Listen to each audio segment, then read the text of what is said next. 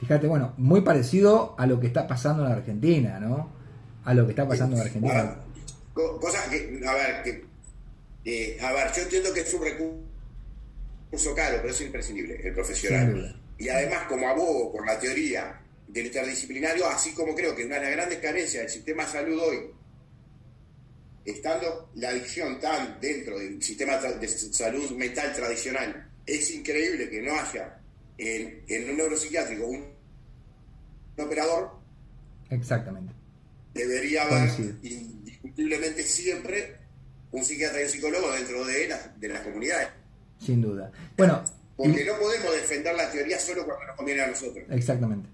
Exactamente.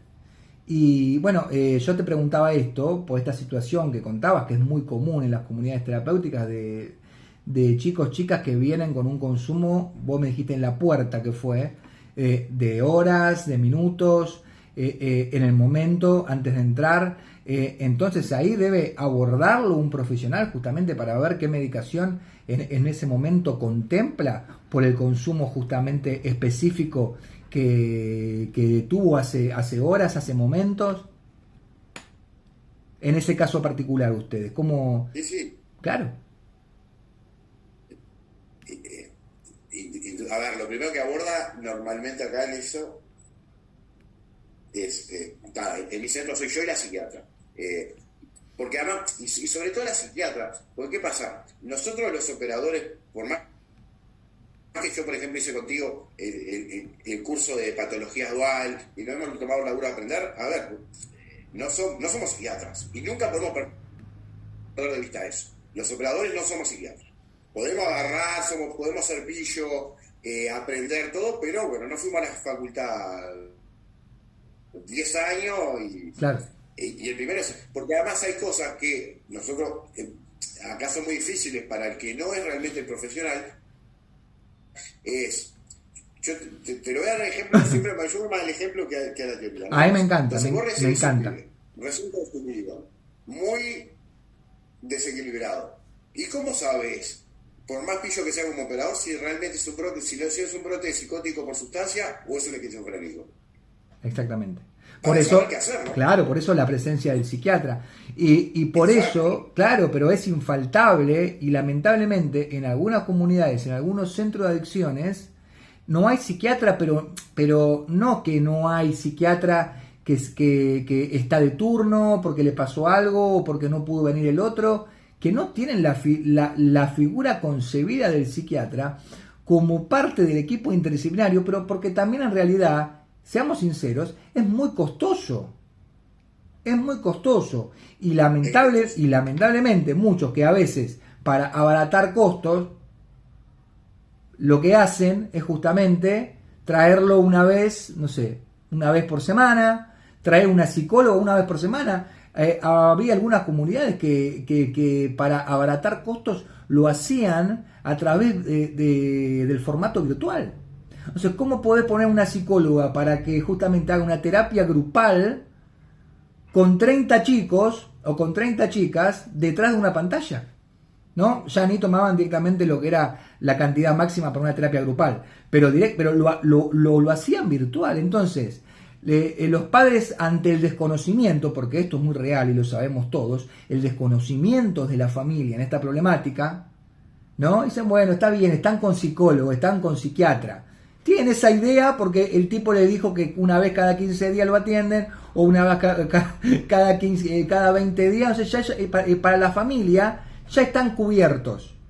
Sí, hay una realidad desde el conocimiento que no es como se debe llevar, porque puede traer un montón de problemas y por eso también la falta de fiscalización, porque lamentablemente hay una falta de fiscalización y un amiguismo de parte de los órganos que deben revisar y controlar cómo se trabaja en los centros de adicciones en las comunidades, que es terrible. Me acuerdo cuando estaba en el Borda, llamaban por teléfono a los enfermeros porque les contaban que mañana iban a pasar a ver cómo estaban los internos de las asociaciones de salud mental, del gobierno, de Buenos Aires, les avisaban con anterioridad que iban a pasar a hacer una fiscalización. Entonces, obviamente, al otro día los tenían todos peinaditos, todo bañadito, todos de 10, las paredes parecían que brillaban, pero no es el método para fiscalizar, que todos sabemos, sino que hay que caer sin avisar, porque ahí es donde nos vamos a dar cuenta si hay alguna anomalía. Y lamentablemente sucede eso. Lamentablemente, ¿no? Digo. Bueno. Sí. ¿Alguna consulta más? ¿Alguien más, chicos, quiere decir algo? Antes de ir avanzando. Yo quería, Pablo, con respecto a esto de los psiquiatras, Luciano. Al menos yo trabajo en un espacio ambulatorio, ¿no? Sí.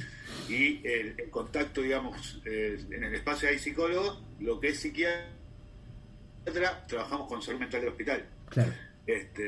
Y la realidad es que salud mental del hospital les dan turno a los pibes una vez por mes, cada 15 días. Yo he atendido gente que ha venido al dispositivo y que me cuenta que es paciente del servicio de salud mental, que están medicados y que tienen medicación hace 2 años, que es medicación no revisada. Exacto. O sea que no. Entonces, digo, si el servicio de salud mental del hospital estatal funciona de esa manera, imagínate las comunidades terapéuticas. Coincido con vos.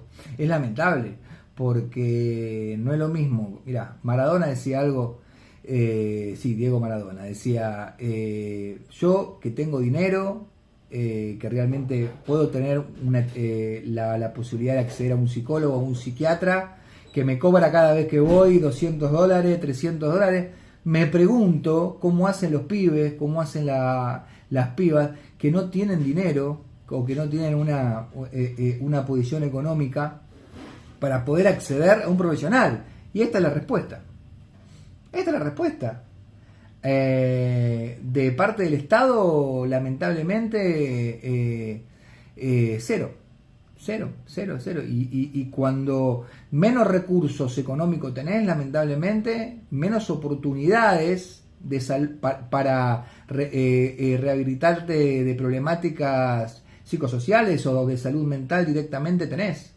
Porque es lamentable cómo te atienden en los hospitales, es lamentable cómo te atienden en el Cenarezo, por ejemplo, que es el Aura Bonaparte, acá en Buenos Aires.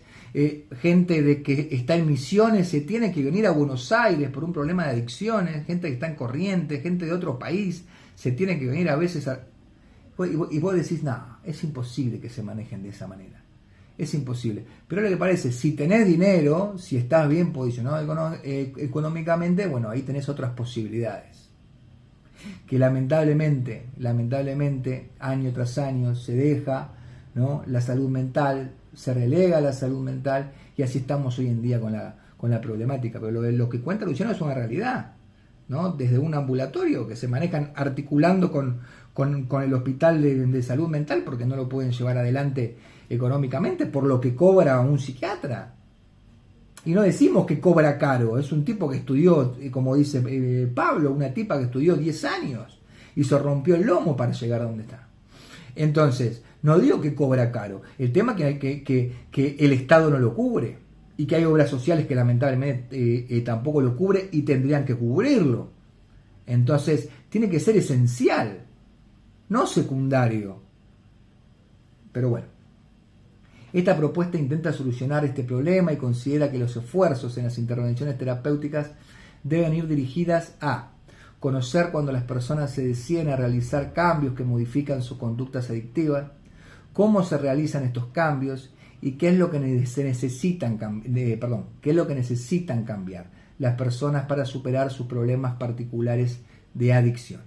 Aquí el factor de riesgo es que mientras se buscan las soluciones para que pueda darse un proceso en el que se dé el cambio, el sujeto retrocede a niveles en lo que ya no se decida a cambiar. Bueno, eso es una realidad. Bueno, cuántas veces a veces uno tiene la idea de comenzar esta escalera del proceso de cambio y ante las frustraciones, ¿no? Porque el adicto creo que siempre se esconde tras las frustraciones. Bueno, una de las cosas que me pasaba, cada vez que me frustraba recaía, o cada vez que me frustraba buscaba el consumo para tapar ese vacío emocional, ¿no? para tapar ese dolor que me sucedía, y me automentía y me autoexcusaba, ¿no?, que no iba a poder lograrlo, y volvía para atrás. Es una etapa que uno vuelve para atrás. Y creo que acá la importancia que tiene que ver, tocamos la semana pasada junto a Teto Medina el viernes pasado un taller que tiene que ver con la motivación estratégica en el abordaje de las adicciones, la importancia de la motivación. Y como hablábamos la semana pasada, la motivación va de la mano también de la palabra, ¿no? Porque la palabra decreta, y de la palabra positiva, de la estrategia justamente para armar un contexto de una palabra sabia y de una palabra que pueda llevar a la persona a querer seguir cambiando y no abandonar, no bajar los brazos, porque a veces el contexto te tiende a abandonar. Dale, no importa, dale, sí, igual todos toman, igual todos se drogan, o mirá, vos te drogás menos que el otro, no pasa nada, en la sociedad están todos igual. Entonces uno ya tiende a pensar también en muchas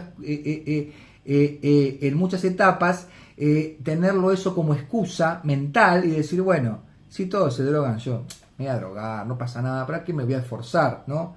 Ese pensamiento que muchos tienen, ¿para qué me voy a esforzar en el cambio? Si mi papá se drogó, si mi mamá toma alcohol, si todos toman alcohol, la sociedad misma toma alcohol, ¿para qué me voy a esforzar a algo que capaz que no va a ser lo que yo pienso que puede llegar a ser, o lo que me dijeron que puede haber del otro lado del cambio, ¿no? Es muy común eso. Lo que se pretende es cubrir globalmente todo el proceso de cambio, desde que una persona advierte su problema de adicción hasta que ese problema deja de existir. ¿Ustedes piensan realmente que, igual más allá vamos a ir en contra un poco del pensamiento de la OMS, uno piensa que uno puede rehabilitarse, curarse, sanarse de una adicción?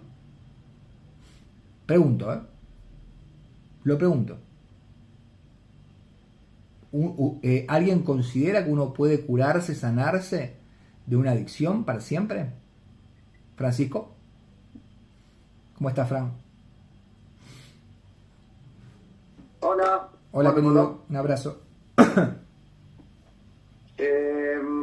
Bueno, yo venía escuchando ahí un poco acá cocinando. Curarse, o sea, yo veo la adicción como una salida o una solución a un problema que es más doloroso que la adicción en sí. O sea, con la adicción siempre como una fuga hacia adelante, muy bien, en general, o un escape al momento presente que resulta intolerable o insoportable para la persona. Entonces, al verlo de esa manera, pienso que la adicción no es, o sea, si bien es el síntoma o lo que más problemático se ve, alguien consume cocaína, digamos, o sea, tiene una serie de problemas complejados el consumo, no dormir, comer poco, o sea, no hay salud ni cuerpo que lo resista, digamos, demasiado tiempo. Entonces, claramente se ve eso como un problema, y una vez que la persona para el consumo, parecería haber curado el problema. Pero si no se solucionan esas bases, digamos, que en general es trauma, estrés postraumático, o yo lo veo así al menos, digamos, no, o sea, curar el síntoma, después, o sea, si uno se vuelve adicto al juego después de que dejó la droga, te curaste la adicción a la droga, digamos, pero la adicción sigue estando en la sustitución, lugares, claro. o cosas. Entonces, si uno soluciona el trauma de base, o al menos en lo que yo vengo experimentando, el consumo, que es una salida secundaria a ese trauma, también desaparece, digamos. O sea, ya no tengo la compulsión o la necesidad obsesiva, porque no hay algo que yo no tolere a diario. Hay algo que ya no me duele más porque se desensibilizó, se reprocesó en mi cabeza. Entonces, eso que antes yo usaba para irme al futuro o para tratar de resolver un pasado que me atormentaba, hoy, como no tengo la necesidad esa, digamos, puedo valorar y disfrutar el presente. Pero como consecuencia de haber sanado y desensibilizado ciertos procesos traumáticos que me acompañan desde la niñez, digamos. Hablamos de eso, sí. Curar la adicción como síntoma, o sea, hacer que alguien pare el consumo de la sustancia que lo condena, que lo envenena o que lo está matando, parecería como una cura, por así decirlo. pero también en el ámbito de la adicción, de decir que está curado, querría decir que la persona puede consumir. Y es un hilo muy fino, digamos, porque las conexiones neuronales en la cabeza. Bueno, a eso iba. A eso iba, la, justamente. O sea, que asocia la sustancia con el alivio del dolor, instantáneamente el consumo va a volver. Se va a volver a establecerse como método principal de evasión del dolor y ya todo lo que venías laburando se va a la mierda. Te hago una pregunta, les hago una pregunta a todos. Vamos a imaginarnos una dinámica, ¿no? Persona A, persona B. La persona B puedo ser parte yo, no hay ningún tipo de problema. Me hago cargo, obviamente. Personas que la persona 1, la persona A, nunca consumió cocaína en su vida. Nunca consumió cocaína en su vida. Le ponemos un plato adelante de ese consumo. La persona B, que puedo estar tranquilamente yo, no hay ningún tipo de problema, consumí muchos años, atravesé muchas situaciones por el consumo, y después de muchos años también que no consumo, que tengo una abstinencia al consumo y de cambio, procesos de terapéuticos, situaciones que uno fue modificando, me ponen también adelante un plato de consumo. Al sujeto que nunca consumió en su vida y que nunca tuvo un problema de dependencia con esa sustancia, ¿qué creen que le puede llegar a pasar? De última, obtener una curiosidad, quizá, ¿no? Y a la persona que consumió en alguna etapa de su vida y le ponen adelante el consumo, psíquicamente, orgánicamente, biológicamente, ¿no creen ustedes que puede haber un proceso importante, más allá de los factores de riesgo y más allá de lo que podemos hablar, de que realmente haya quedado una huella de ese consumo? ¿Una huella psicológica de ese consumo? Yo considero que si hoy me ponen delante ese plato de consumo, creo que me empiezan a temblar las patitas, me empiezan a temblar los brazos, empiezo... ¿Cómo? Claro que sí, me parece que sí. O sea, es volver al paso 1 en un momento. Claro. O sea, ni hablar si lo llegas a consumir. Ahí voy. Y a eso voy. Que eso no quita que a través de todo el trabajo que vos contabas recién, Francisco, agarre el plato y lo tira a la mierda. Exactamente, exactamente, exactamente, exactamente. Ahí no tendría que haber también un juego de la, perdón, sí, no. Un juego de la voluntad. Y claro, está bueno lo que decís. Pero la voluntad también se va construyendo, como contaba Francisco, ¿no? Con los recursos terapéuticos, con la sanación emocional. La voluntad como resultado. El tema es que yo creo que debe ser constante, ¿no? Como dicen siempre que yo no consumí nunca nada, ni siquiera fumé cigarrillo. Sí. Mi experiencia es a través de la adicción de mi hijo, ¿no? Uh-huh. Y compartí todo lo que estuvieron hablando hasta ahora de las internaciones y todo. Soy consultora psicológica y yo lo que veo es que ellos, por más que sanen o dejen de consumir, sí o sí tienen que tener un trabajo constante, porque algo de lo que vos hablabas es de solo la por hoy. Poca tolerancia a la frustración. Exactamente. Una de las cosas que vos haces es en eso. Y yo creo que en el día a día de la vida, yo aún no habiendo consumido, tengo situaciones de frustración. Entonces, por ahí yo lo trabajo de otra manera, porque no tengo esta cuestión de una adicción. Muy bueno lo que decís. Pero si una persona que haya sufrido esta situación, yo creo, como decís vos, me ponen un plato.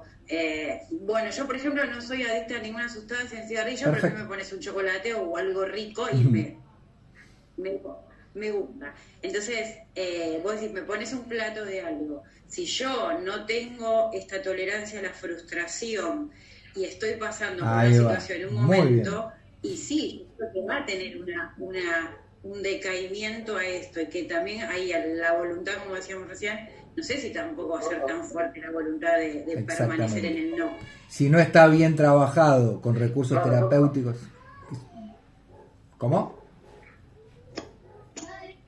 ¿Fran? Yo veo, o sea, la voluntad como una de las herramientas, digamos, de la inteligencia, o sea, de poder, como una condición para poder acceder a la voluntad, De la inteligencia emocional hablo como yo, lo entiendo, no de la inteligencia intelectual. como que la voluntad se ejecuta del neocórtex prefrontal, digamos que es el área donde está justamente afectada la voluntad, es la capacidad de tomar decisiones buenas a mediano y largo plazo, postergando la satisfacción inmediata del placer. O sea, en vez de tomar un pase, elijo no tomarlo porque a mediano y largo plazo va a ser mejor. Para yo poder tomar esa decisión tengo que tener acceso a mi neocórtex, y que es la parte que controla la voluntad.